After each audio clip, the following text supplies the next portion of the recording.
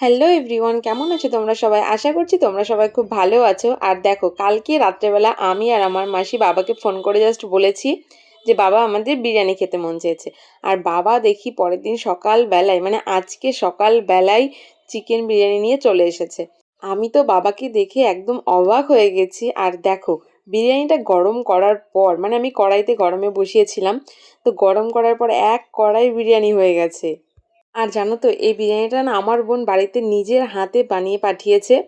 আর আমি আমার লাইফে হয়তো 3 থেকে 4 বার খেয়েছি রেস্টুরেন্টে গিয়ে, কারণ আমার রেস্টুরেন্টে যাওয়ার কোনো প্রয়োজনই পড়ে না। যখন আমার খেতে মন চায় তখন বাড়িতে গেলেই আমার বোন বানিয়ে খাওয়ায়। আর জানো তো, আমার নিজেকে খুব ভাগ্যবান মনে হয়, কেননা আমার বাবা মা দাদা ভাই বোন সবাই আমার আছে, যারা আমার সব আবদার পূরণ করে। এবার তোমরা অনেকেই বলতেই পারো যে এটা তো সবার ফ্যামিলিতেই করে, কিন্তু জানো তো, অনেকেরই না এই আবদার করার জায়গাটা নেই, বা এই আবদার পূরণ করার মানুষগুলো নেই।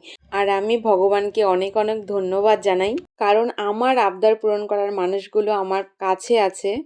তোমরা সবাই আশীর্বাদ করো যেন এই মানুষগুলো সারা জীবন আমার পাশে থাকে। আর হ্যাঁ, সবশেষে একটা কথাই বলবো, বিরিয়ানিটা কিন্তু দারুণ ছিল খেতে, রেস্টুরেন্টের থেকে 1000 গুণ ভালো।